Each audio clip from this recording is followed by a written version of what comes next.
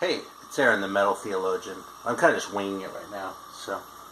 I'm thinking about doing that fucking vinyl tag this year. The last year I didn't do it because I kind of thought the idea was dumb. And I kind of did the previous year, but I did it anyway, but...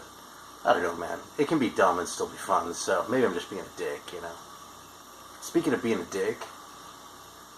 I'm looking like a dick right now, huh? How about that, man? Fucking... That's right, man. You know what kind of a mustache that is? That's the kind of mustache a dick has. Yeah? So, anyway.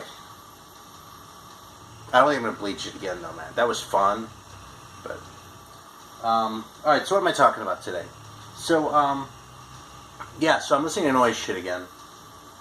No more music that might get fucking claimed, because I'm over that. I'm not sure if I told the story last time either. I probably did, but just in case I didn't, I had an old video. It was a 5 Random Records video where I had Nusrat Fateh Ali Khan playing. Oh, I talked about this. And Real World did that, and when I asked them to reconsider, they gave me a strike. I was like, you petty, vindictive shits. I saw a Peter Gabriel record after that happened, and I was kind of thinking I'd kind of like to get it. It was Us, I think it was. It's like, I remember liking that record. I'd kind of like to have that, but I'm pissed at Peter Gabriel too, man. Fucking... Yeah, I'm still pissed. I really am. And it sucks, because I used to like those records, I didn't like them, and I kind of like them again, but it looks like I'm going to be at least be able to get the third one used in the not too distant future, so I can get that without giving him any money, because I'm pissed. But the good news is, it's kind of brought me back around on some of this shit. I mean, I really like this stuff, you know, and it's kind of... You know, in a way, this is like the industrial music, like taken to like its logical end. You know what I mean? So, you know, when Big Black isn't enough, I can listen to these guys. And who is this right now? This is Red Rot. So this is actually, I was talking about this with Mr. High Rantist, right, Tom. And this is the Michigan box. This came out a few years ago, and you can still get it cheap. If you're interested in this kind of shit, you can probably get this for 20 or 30 bucks. There's a $40 price tag on the back of mine, but I don't think I paid more than... I'm pretty sure I paid less than 25. Between 20 and 25 for it. And this is like a 5 or 6 LP set. Hang on. 1, 2, 3, 4, 5, 6. Yeah, it's a 6 record set, okay? Compiled by Gray Holger and Aaron Dillaway. Yeah, so there's Gray Holger, that's how he spells it. I actually asked a friend of mine who knows him, he's the dude from Withdrawal Method. I asked him if it's pronounced, like it rhymes with gray, or like it rhymes with like it's Gray Holder. So in my head it's Gray Holder, because that just seems kind of awesome, but I'm pretty sure it's actually Gray. And his shit's good too. Anyway, fucking, there's so much good noise shit out of Michigan. It's surreal. And this is kind of like a who's who, you know. This is Raven Strain, Aaron Dillaway, Hive Mind, Wolf Eyes, almost, of course, Sick Llama. I mean, it's a lot of the same guys in these things. Tova D-Day. Some good shit, though, man. So this is Red Rot, which is one I don't know so well. Here's the cover. Here's the back. This is actually done in a mailer. You can kind of see the flap there. It's an LP mailer, and then it has the records in it. So... You know, and it's a joint release with Hanson and Chondritic Sound and Records. I'm not sure if they say Records or RRR Records, but I like Records. So, anyway, I like all this Michigan greats, by the way. I like these Michigan personalities on the cover. And it has Jack Kevorkian in there among the illustrious crew. Anyway, great record. Good way to get into some of this shit without, you know, knowing what the hell you're doing, because it's not like I particularly do. You know, since we're on that note, actually, too, here I'm going to do a little public service announcement, because these are recent reissues, okay? Wolf Eyes are kind of like, when it comes to noise shit, like legit noise shit, it seems like Wolf Eyes is about as big as you can get, and still be, you know, underground, like Prurient or something like that, too, maybe, will be comparable, but... Anyway, there are these 2 Wolf Eyes releases that someone just reissued. I can't remember the fucking name of the label, and I feel like a dick. But they're sealed, I'm not ready to crack them. And, but the dude's on Discogs, okay? So you go looking for either of these on Discogs, you'll find the guy who's running the label, which is where I got him. He's a cool guy, and he'll fucking hook you up. So anyway, this is Dread. And this was a, I believe, CD only release. There might have been a vinyl version of it. But there we go. And it's actually a pro tape, which is sealed too. It surprised me a little bit because usually you get these kinds of tapes, man, they're home dubs, you know? I mean, but anyway, there's that one. And then there's this one too, which I've also wanted to hear for a long time. The Mugger, where they're ripping off the Shock Treatment 45, the cover, for all you guys into the obscure new wave British heavy metal stuff. So yeah, I guess they changed it because it's called Mugger, and the original was called The Mugger. But yeah, and again, it's a pro tape. So this is great shit. I mean, I haven't listened to these yet. Obviously, they're still sealed, but I know they're gonna fucking rule. So I'm just kind of savoring, you know, that they're still in plastic. I do that sometimes. I've talked about that before. Just like this one, actually. I've had this for probably 6 months, a year, or something like that. I just cracked it open earlier tonight. This is one of the later Mortification records. This is Primitive Rhythm Machine, which is 95. So this is like maybe their 5th LP or something like that. Maybe their 6th. I'm not quite sure. I'm sure Scott would know. Scott Waters, that is, to whom you're all subscribed, I assume. But anyway, this is, yeah, it's a good record, man. It's not anywhere near as death metal as the earlier records.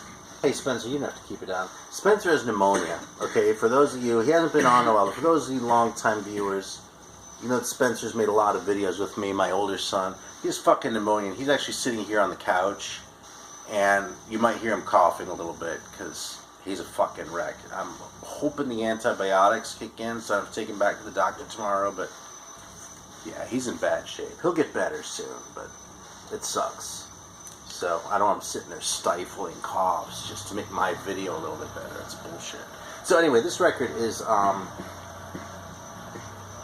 this is, God, I fucking lost it. Oh yeah, it's, interestingly to me, it's more sort of traditional metal sounding than the records prior to this one that were more sort of death metal. But it also has kind of a pugnacious, like, punkish delivery, you know what I mean? I wouldn't say if you like punk, check this out, okay? It's not a punk record. It's a metal record. But, and it's not punky like the way it's kind of frankly fashionable to talk about thrash metal as being punky, you know what I mean? It's not like there's some influence, but like, you kind of have to know both genres to hear it as an influence as opposed to like, it kind of actually sounds like that. But just the vocal style more than anything else. It just kind of has sort of like I said, pugnacious, sort of this belligerent tone, which is really sort of like what the punk bands are doing at the time. Sort of like the later punk bands, not like the Johnny Rottens and shit, but like, you know, like the John Joseph or something like that, you know? So, I don't know if he's a very good example. Because I haven't listened to that Cro-Mags record in a long time because I got rid of it a long time ago, which Vinyl Richie's been rubbing in my fucking face, so, yeah. Yeah, Vinyl Richie showed that first fucking Cro-Mags record, which I let go a few years ago, like a few times, and when he does, I kind of like feel stupid for having let it go. I probably would never play it if I had it, but, so he said, yeah, he's surprised because it's better than just about really any metal record he's ever heard. So I said, listen, motherfucker, one of these days we're going to settle this with our fists. So I'll be sure that we broadcast that live, if it ever happens. You know, Richie's a little bit older than me, but I think I'm fatter than he is. If I have an edge right now, it's only because of this mustache. You know what I'm saying?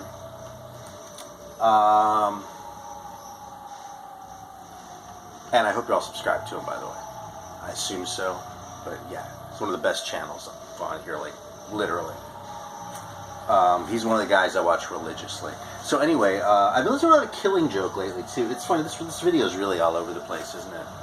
So, yeah, this is the tour that I saw Killing Joke on, and I'll tell you, this band is one of the most intimidating bands I've ever seen live. Like, more than most of the metal bands I've seen. More than, say, Deicide, you know? And it's not like I felt like I was in danger. It's not like that. But like just the whole like presentation was just so like there was something so like confrontational and like dark about it, even more than confrontational. That it was fucking fantastic. So yeah, Killing Joke. And I'll tell you, this record is great, man. I think this might be my second favorite after the second LP, with the first LP, which is the one that people talk about being the third spot. And I've also been listening to these lately. I mean, fucking, you know, the old classics, right? Fire Dances. And, fuck, what am I doing? And Revelations. Which, by the way, one thing I just caught about this when I busted it out again after not doing so for many years is this Masonic shit on the back. I kind of love that. I mean, look at that. You gotta love that. So, yeah, I mean, I assume you all know Killing Joke. I mean, I can sit here and talk about Killing Joke, but it's like, when Killing Joke is good, it's like, which they generally were. I mean, Killing Joke was very good. It's like,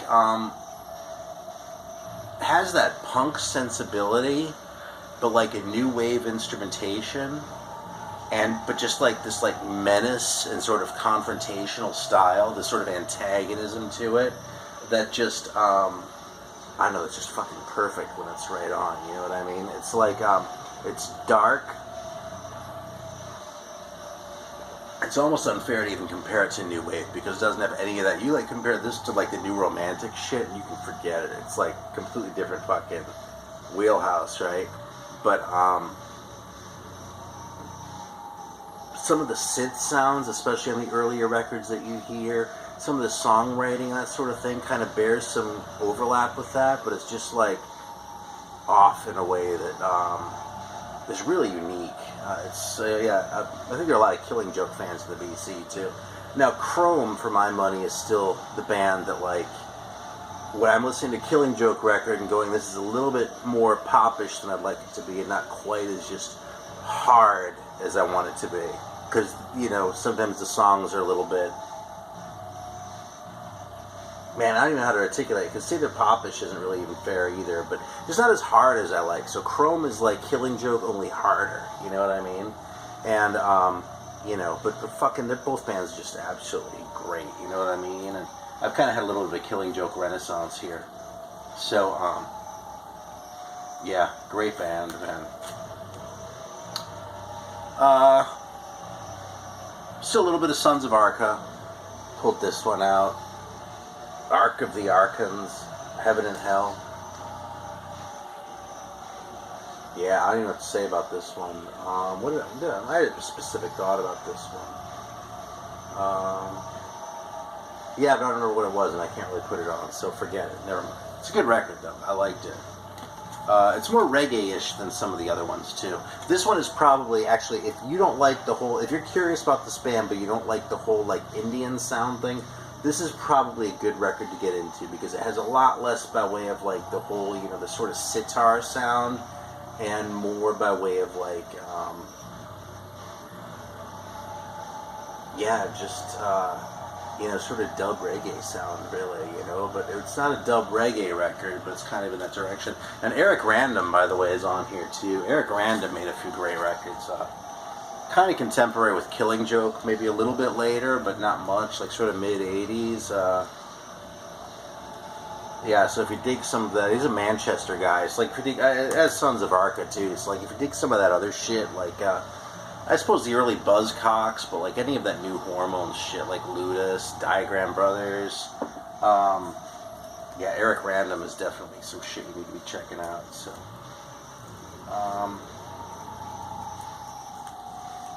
yeah, so here's another one that, oh, actually, fuck it, let me go with this one first. Fucking, I've kind of been sorting to edge back towards the metal, man. And this is the one that I've been playing kind of a lot, man. Fucking Envoy of Death by Sarcophagus. The Finnish Greats. This is a great record, man. It like has a sort of a new wave of British heavy metal sound, but like a doomish kind of new wave sound. Not quite as much as, say, Witchfinder General, where, you know, it really kind of sounds like they're Aping Sabbath, as much as I love them, don't get me wrong. But more sort of along the lines of, mistreat her, I guess, or maybe even Pentagram, but I don't want to say Pentagram. Yeah, I don't know, man. This is probably the best band I've heard for combining like a doom sensibility though with a new wave of British heavy metal sound. It's just a fucking fantastic record, all the way through. It's just great. So, yeah, and I'll tell you so. I'm not a big lyrics guy, but this one has some fucking funny ass lyrics. And for once, I'm kind of happy that they're printed in there. Look at that picture, by the way, man. How can you not want to hear that? That's some good fucking shit. They're on the insert, which is like a big poster that I'm not going to pull out right now, so fuck that shit. You know, something I can't tease it and then not deliver. That's just bullshit. So here we go.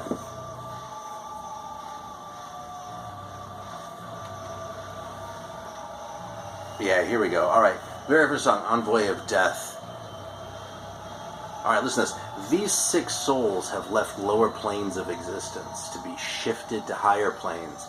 We are gathered in this courtroom to listen to them recounting their past life to the Envoy of Death and his jury to hear the final judgments passed.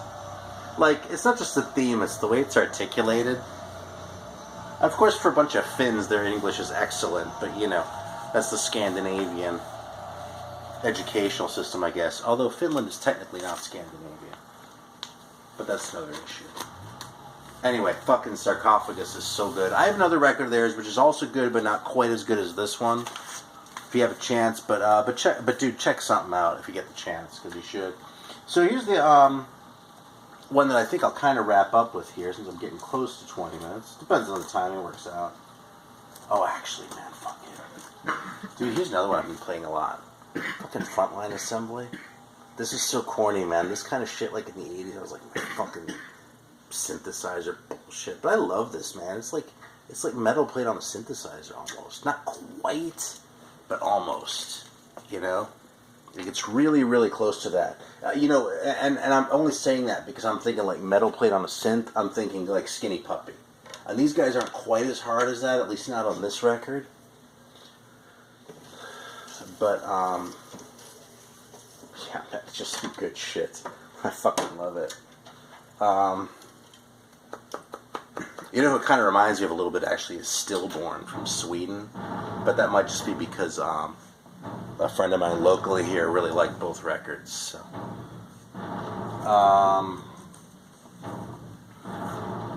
Alright, so this is the one that kind of surprised me, man. This is not the sort of thing I normally show, but I'm very happy to be showing it, though it's not an apology. And that is, I went out and picked up Anthony Fantano's #1 record of 2018, which is his daughter's record. Okay? Now, yeah, what's it called? You Won't Get What You Want. I can't ever quite remember that title because it's too close, like, you can't always get what you want, you know? This record is fucking fantastic, man. I couldn't believe it. I just gave it like a little sample and I was like, holy shit, is that good? You know, I listened to like, I did what I do sometimes. I'll sample it for like 5 minutes or less and be like, I like how it sounds or I don't. If I do, I want to like listen to the whole thing and take it in on record, like in the living room as opposed to, you know, on the phone or on the computer or something like that. So I tend to like make sort of snap judgments that way. But anyway, this fucking record is like dark and noisy, but it's noisy like with structure. Like, I mean, this kind of has structure, okay? There's Aaron Dillaway, by the way, I think. Yeah. Each of the acts on the Michigan comp has a whole side of a record. So, anyway, this, though, kind of has noise that's, like, shaped into something closer to actual songs. And sometimes the songs are, like, realized into songs. Sometimes they just kind of, like, lean in that direction. You know what I mean? The whole thing is super dark, though, and has a really sort of menacing tone. And, overall, I almost feel like I'm wasting your time if I sit there and spend too much time reviewing this, because the fact is Anthony Fantano did a really good review. And I don't care what anyone says, man. That guy's legit. Like, he worked for those subscribers he has.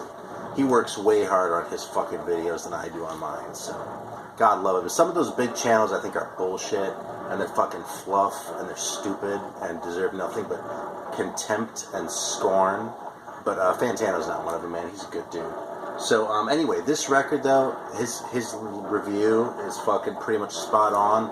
My only thing that I would challenge a little bit or say is that I think he might be a little bit more easily intimidated by a record than I am. Because he was calling this like a horror movie and shit, which is true, but like it takes more than that to scare me.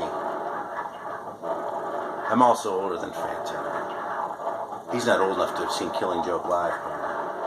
Not when I did it. I say that with my fucking Pokemon coffee mug, right? Because that's how mature I am. And fucking Pokemon Gold in the background, because I'm going to go back to playing that in a minute. So that's just a couple of the many ways in which I'm full of shit. Thanks for watching. Yeah, I think that's all I've got. Oh, here, I'll show you one more. Because I played this one recently, too, after not playing it again after not playing it in a long time. Classic. Alright. Thanks for watching. See you next time.